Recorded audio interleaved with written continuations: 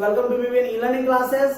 Today we are going to discuss a very important topic of unit 3rd, that is the magnetic field due to a straight current carrying wire. बहुत ही important concept है, 3 marks के लिए derivation आने की बहुत ज्यादा probability रहती है, आप सभी को अच्छे से समझना होगा। और इसके एंड में आपको वीडियो के डिस्क्रिप्शन में दिए गए लिंक से आप इसके नोट्स भी डाउनलोड कर सकते हैं। स्टूडेंट्स, मैं एक और बात आपको बताना चाहूंगा, थोड़ा सा कॉम्प्लेक्स डेरिवेशन है, इसमें बायोलॉजी वाले स्टूडेंट्स को थोड़ी सी डिफिकल्टी रहेगी क्योंकि डिफरेंशिएशन एंड इंटीग्रेशन का थोड़ा सा एक्सटेंडेड वर्जन इसमें यूज होना है, तो आप लोग बहुत ही ध्यान से इसको समझना। आइए स्टार्ट करते हैं इसको। टॉपिक क्या है हमारा? Magnetic field due to a straight current carrying wire. क्या फाइंड करना है हमें इसमें? मैग्नेटिक फील्ड किसकी वजह से? करंट कैरिंग स्ट्रेट वायर की वजह से। ओके, तो सबसे पहले let it is a current carrying wire.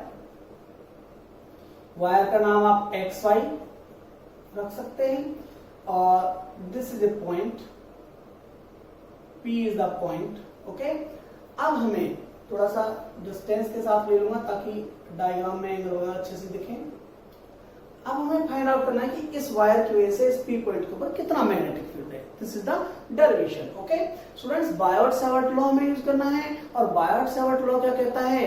Biot-Savart law कहता है कि इस पूरी वायर के से कितना मैग्नेटिक फील्ड इधर प्रोड्यूस होगा, ये फाइंड आउट करने के लिए आप इसे छोटे छोटे करंट एलिमेंट की वजह से कितना मैग्नेटिक फील्ड यहाँ प्रोड्यूस हो रहा है उसका इंटीग्रेशन करके आप फाइंड आउट कर सकते हो। इस क्वेश्चन में अगर इसका कोई न्यूमेरिकल वगैरह आता है स्टूडेंट्स, तो आपको इस वायर से इस पॉइंट की परपेंडिकुलर डिस्टेंस दी जाएगी, दैट इज ए। ओके, ये डिस्प्लेसमेंट आपको दी जाएगी, बाकी सब कुछ आपको फाइंड आउट करना पड़ेगा। तो आइए स्टार्ट करते हैं। बायोट-सावर्ट लॉ के according late this is the current element having length dl, okay, and this is making the angle theta. This is making the angle theta. Okay students, अब यहां से आपको फाइंड आउट करना है कि dl की वजह से इसके ऊपर कितना मैग्नेटिक फील्ड है। क्या करेंगे? बायोट-सावर्ट लॉ हम अप्लाई करेंगे। बायोट-सावर्ट लॉ के according dB is equal to mu not upon 4 pi I dl sin theta divided by r and r is this distance. Okay, ये जो हमारी डिस्टेंस है मैं इस पॉइंट को O मान लेता हूं, OP is the r. Okay, अब स्टूडेंट्स यहाँ पर हमें कुछ चीजें ऐसी मिली हुई है जिनकी वैल्यू हमें नहीं पता। जैसा कि मैंने आपको बताया है, हमें करंट की वैल्यू दी जाएगी, I की वैल्यू हमें दी जाएगी और हमें CP डिस्टेंस दी जाएगी, that is the perpendicular distance from the wire to the point. Okay students, तो यहां पर हमें r की वैल्यू नहीं दी जाएगी। ओके, और इसलिए हमें r की वैल्यू को किसी न किसी तरीके से रिप्लेस करना पड़ेगा। सेकंड थिंग, dl की हमें लेंथ नहीं पता होता, बहुत स्मॉल एलिमेंट लेते हैं हम, इसकी वैल्यू हमें नहीं पता होता, इसको भी किसी न किसी से रिप्लेस करना होगा जिसकी वैल्यू हम फाइंड आउट कर सकें। और थर्ड थिंग इज थीटा। देखिए, थीटा को रिप्लेस करने की क्या जरूरत है स्टूडेंट्स? थीटा को रिप्लेस करने की जरूरत हमें इस वजह से है कि अगर थीटा को वरी करोगे, आप थीटा को वरी करोगे तो हमें पता चल पाएगा कि इस dl की वजह से यहाँ आसपास के और जो पॉइंट्स हैं उन पर कितना मैग्नेटिक फील्ड लगा हुआ है। ओके, जबकि हमें ये फाइंड आउट नहीं करना, दिस इज नॉट रिक्वायर्ड। हमारे लिए रिक्वायर्ड क्या है कि P पॉइंट पर इस पूरी वायर की वजह से कितना मैग्नेटिक फील्ड प्रोड्यूस हो रहा है। So the required angle is this is the required angle और इसका नाम हम ले लेते हैं फाई। ओके स्टूडेंट्स, सबसे पहली पुटिंग हम यहीं से स्टार्ट करते हैं। देखिए, this is the 90 degree angle, so theta plus phi is equal to 90 degree. Theta plus phi is equal to 90 degree angle. Okay, it means theta is equal to 90 minus phi. Okay students, 90 degree minus phi हो गया theta की value. अब देखिए, यहाँ पे हम जब theta की वैल्यू पुट करेंगे, sine 90 minus phi is equal to cos phi, easily हमने फाई में कन्वर्ट कर दिया थीटा को। ओके, पहली रिप्लेसमेंट हमारी हो चुकी है। Second replacement is R. देखिए, इसको हमें रिप्लेस करना है। अब जब इसको रिप्लेस करना है तो हमें यूज करना पड़ेगा ट्राइंगल CPO। ये एक राइट एंगल ट्राइंगल है, so in right angle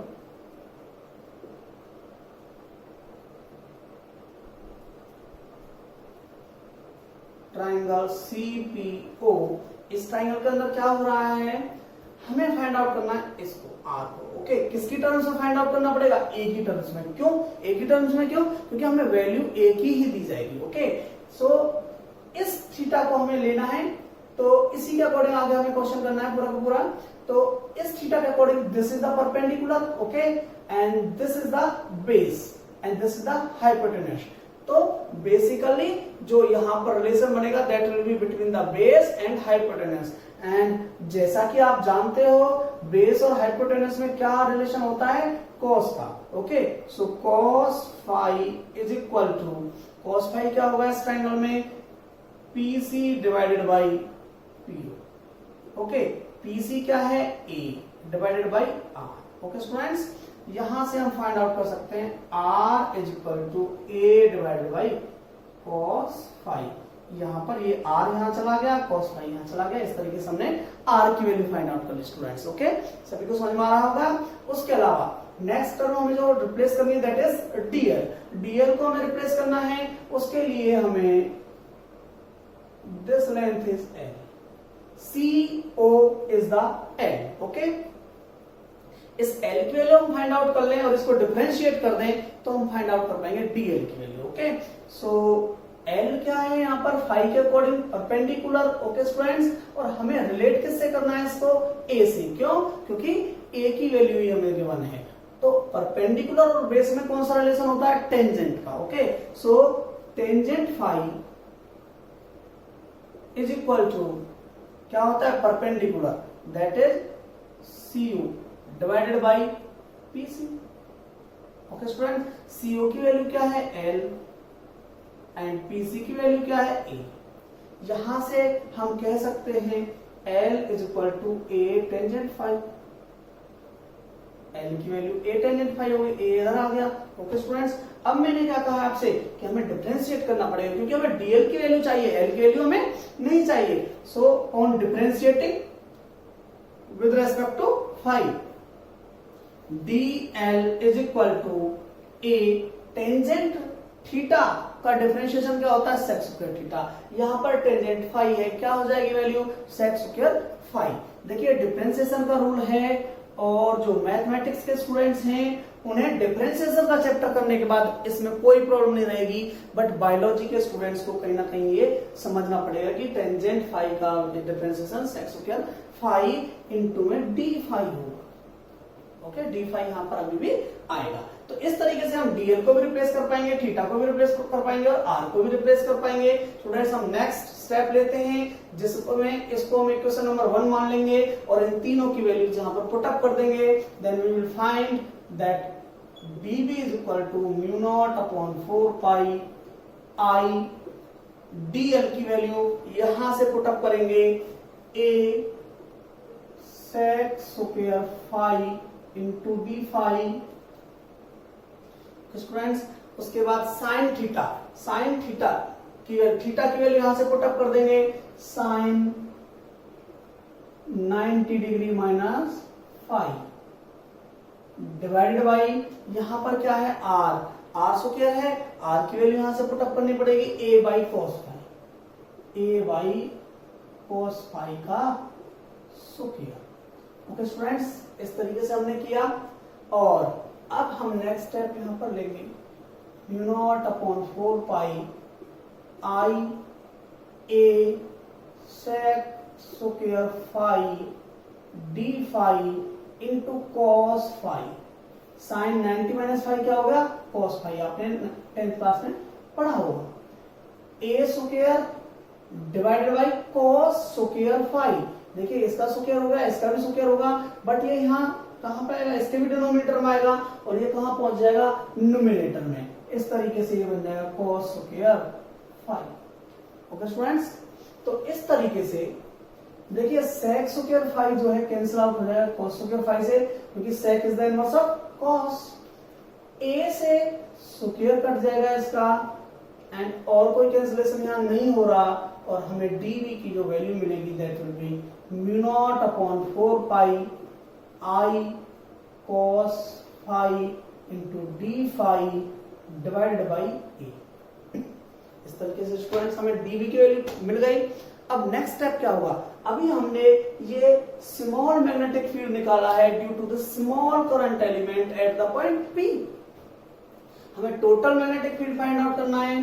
total magnetic field find out करने के लिए हमें क्या करना पड़ेगा, इंटीग्रेशन। ओके, डीबी का इंटीग्रेशन करना पड़ेगा। किसके रेस्पेक्ट में करना पड़ेगा, फाई के रेस्पेक्ट में करना पड़ेगा, क्योंकि यहाँ पे डी फाई आया हुआ है। जो मैथ से पढ़ने वाले स्टूडेंट्स हैं, जब इंटीग्रेशन का चैप्टर कंप्लीट कर लेंगे तो उन्हें इसमें कोई प्रॉब्लम नहीं रहेगी।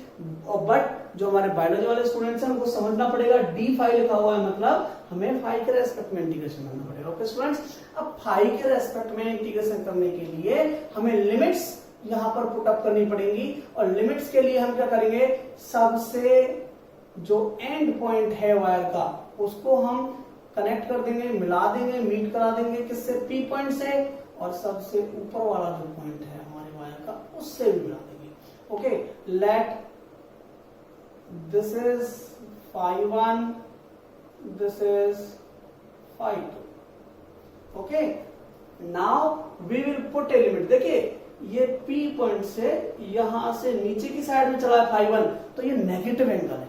ओके, ये नेगेटिव एंगल है, और ये यहां से ऊपर की साइड चला है पॉजिटिव एंगल है। मैं बताना चाहूंगा आपको अच्छे से,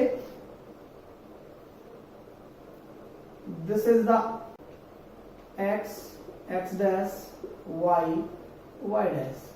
जो यहां हमारे एंगल होते हैं, जो यहां हमारे एंगल होते हैं वो पॉजिटिव होते हैं। जो इधर एंगल हमारे जो होते हैं, नीचे की साइड में जो एंगल्स होते हैं वो हमारे नेगेटिव एंगल होते हैं। ओके फ्रेंड्स, ये पॉजिटिव एंगल होते हैं जो ऊपर की साइड से चलते हैं। तो यहाँ पर जो हमारा ये एंगल चला हुआ है phi 2, this is in the positive direction and this is in the negative direction, नीचे की साइड में चला हुआ है। तो इस तरीके से ये होगा माइनस फाई 1। ओके, इस तरीके से हमें इसे माइनस फाई 1 लेना पड़ेगा।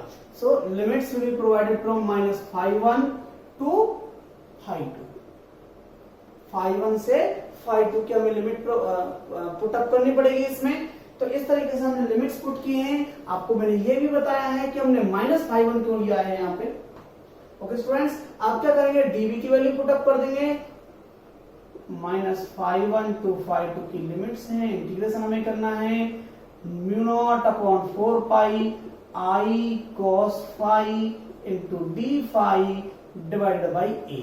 ओके स्टूडेंट्स, अब हमें पता है कि इंटीग्रेशन में जिन टर्म्स के क्वांटिटीज के अंदर, जैसे अभी फाई के रेस्पेक्ट में हमारा इंटीग्रेशन होना है, तो जिनके भी अंदर हमारा फाई नहीं है वो सभी क्वांटिटीज एज ए कांस्टेंट काम करेंगी और हम उनको एज इट इज बाहर निकाल सकते हैं इंटीग्रेशन से। तो कौन कौन सी क्वांटिटीज है ऐसी, म्यू नॉट के अंदर नहीं है, 4 पाई के अंदर नहीं है, आई के अंदर नहीं है, ए के अंदर नहीं है। बाकी क्या बचा, कॉस फाई इसके अंदर है, कॉस फाई डी फाई के अंदर है, minus phi 1 to phi 2। Students, इस तरीके से हम फाइंड आउट कर लेंगे। उसके बाद क्या होगा, उसके बाद आप यहां से इंटीग्रेशन कर सकते हैं।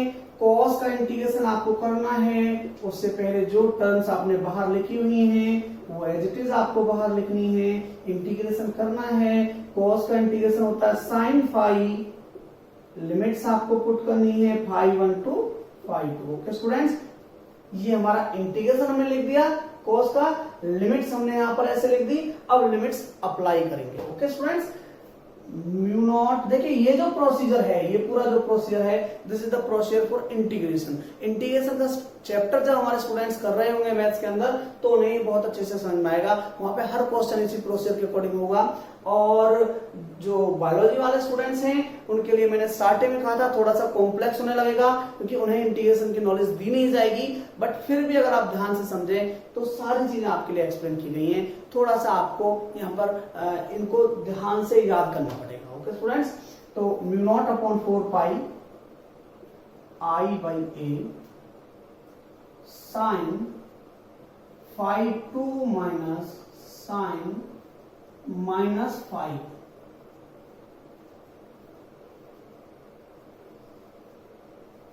देखिए स्टूडेंट्स, जब लिमिट्स हम पुट करते हैं पहले ऊपर वाली लिमिट रखते हैं, माइनस में नीचे वाले लिमिट्स। बेसिकली ये हमारी फाइनल वैल्यू होती है, ये हमारी इनिशियल वैल्यू होती है। जो हमारी फाई एंगल है वो हमारा फाई 1 से चल रहा है, माइनस फाई 1 से चल रहा है, कहां तक जा रहा है, फाई 2 तक जा रहा है। ओके स्टूडेंट्स, तो इस तरीके से हमारी फाइनल वैल्यू फाई 2 थी, इनिशियल वैल्यू माइनस फाई 1 थी। तो यही वैल्यू हमने पुटअप की है। आपको कोई भी कैसी भी दिक्कत इसमें नहीं होनी चाहिए। This is minus phi 1। Okay students, अब हम mu naught I upon 4 pi a, अब साइन फाई 2 माइनस, देखिए यहां साइन के अंदर माइनस लगा हुआ है और साइन एक ऑड फंक्शन है, इसलिए माइनस साइन माइनस थीटा जो होता है, साइन माइनस थीटा अगर होता है तो इसको हम लिख सकते हैं माइनस साइन थीटा। यहां का जो माइनस है ये बाहर आ जाता है और यहां ऐसे पुटअप हो जाता है। साइन के लिए ऐसा होता है, कॉस के लिए ऐसा नहीं होता, क्योंकि कॉस एक इवन फंक्शन है, साइन हमारा ऑड फंक्शन है। ओके स्टूडेंट्स, तो अब ये माइनस साइन जब बाहर आएगा तो माइनस माइनस क्या हो जाएगा, प्लस साइन फाई। इस तरीके से हमने एक्सप्रेशन निकाल लिया बी का, मैग्नेटिक फील्ड का at point P due to this whole straight wire. अब हम एक छोटा सा स्पेशल केस लेंगे जो कि हमें लेना ही होता है। ओके, क्या करेंगे हम, let the length of X Y wire is infinity. हमने इस एक्स वाई वायर की लेंथ जो है इंफिनिटी मान ली।